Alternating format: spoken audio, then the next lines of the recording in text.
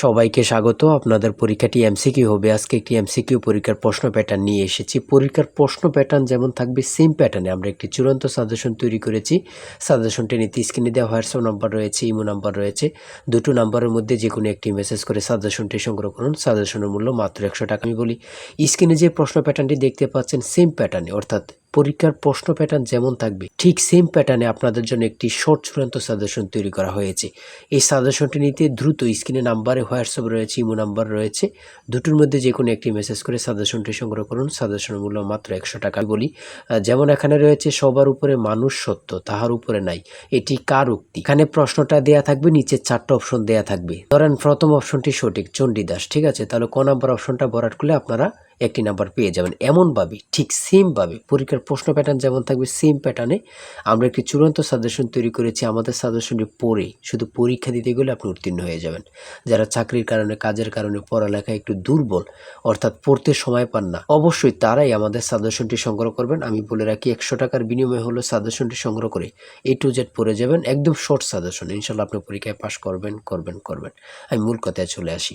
আজকে যে স্ক্রিনে প্রশ্ন প্যাটার্নটি দেখতে পাচ্ছেন এই প্যাটার্নটি সুন্দরভাবে সমাধান করে দেখিয়ে দিব, ঠিক আছে? কোন অধ্যায়, কোন কোন বিষয়, কোন কোন টপিক থেকে প্রশ্ন আসে আমি সকল কিছু দেখিয়ে দিব।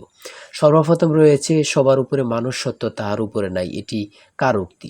সঠিক উত্তর হচ্ছে চণ্ডীদাসের, ঠিক আছে। তারপরে খ নম্বরে রয়েছে অনিন্দা শব্দের অর্থ কী? সঠিক উত্তর হচ্ছে নিখুঁত।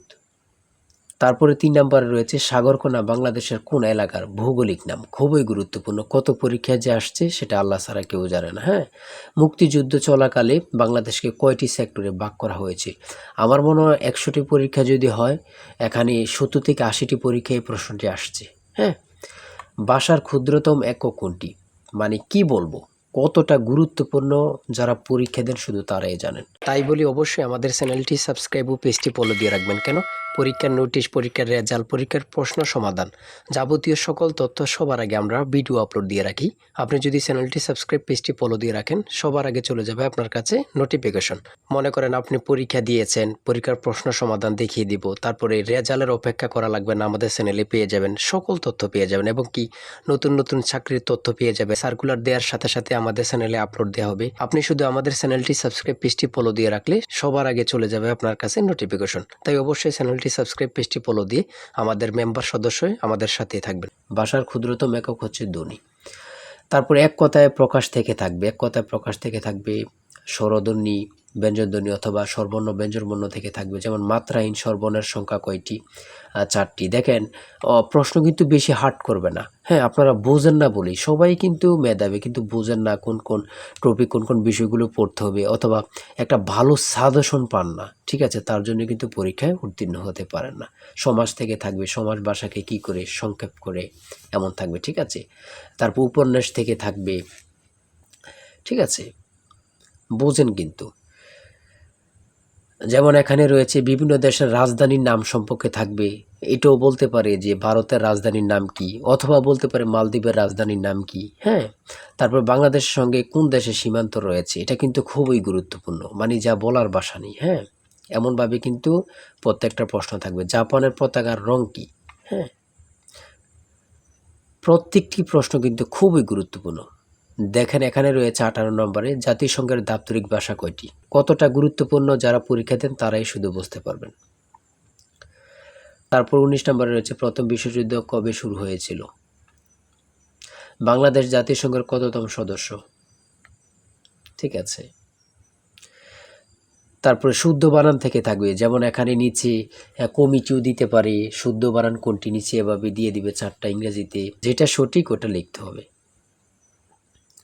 ইংরেজি থেকে নাউন থেকে থাকবে, তারপর প্রিপোজিশন থেকে, আর্টিকেল থেকে, কারেক্ট স্পেলিং থেকে থাকবে, এগুলোই থেকে কিন্তু ট্রান্সলেট থেকে থাকবে, অনুবাদ থেকে থাকবে, এটা আপনারা ধরে নেবেন, ঠিক আছে।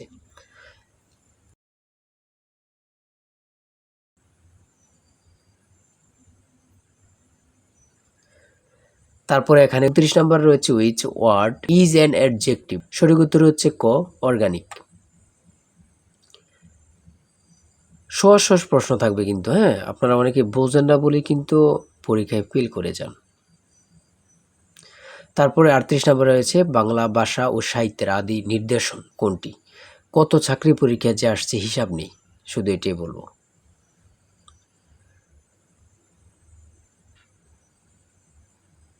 অঙ্ক থেকে থাকবে টাকায় 10টি করে কমলা কিনি, টাকায় 8টি করে কমলা বিক্রি করলে শতকরা কত লাভ হবে, এমন ধরনের অঙ্ক প্রত্যেক পরীক্ষায় আসে। 1 থেকে 50 পর্যন্ত কতটি মৌলিক সংখ্যা রয়েছে, খুবই গুরুত্বপূর্ণ।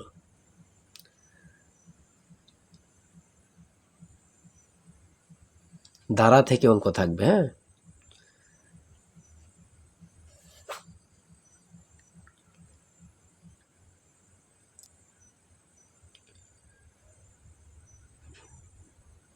পিতা ও পুত্র অঙ্ক থেকে থাকবে,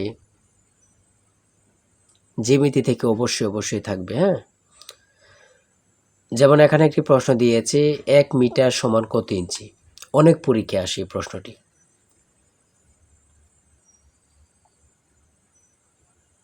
সর্বশেষে যে প্রশ্নটি রয়েছে মান নির্ণয় থেকে a plus B equal to 7 এবং a square plus B square equal to 25 হলে নিচের কোনটি a b এর মান হবে। ঠিক আছে, এখানে হচ্ছে 12, হ্যাঁ। এটা কিন্তু সহজ অঙ্ক, হ্যাঁ। আপনারা অনেকেই জানেন, অনেকেই জানেন না। তাই বলে রাখি এতটুকুই, এমসিকিউ পরীক্ষার প্রশ্ন প্যাটার্ন এতটুকুই কিন্তু, হ্যাঁ। আপনারা বুঝলে কিন্তু একদম ইজি। যারা এই পরীক্ষায় টিকতে চান আমি অবশ্যই বলি প্রত্যেকে আমাদের সাজেশনটি সংগ্রহ করেন, ইনশাল্লাহ আপনারা পরীক্ষায় পাস করবেন। আজকের ভিডিও এই পর্যন্তই। সবাই ভালো থাকবেন, সুস্থ থাকবেন। আল্লাহ হাফিজ।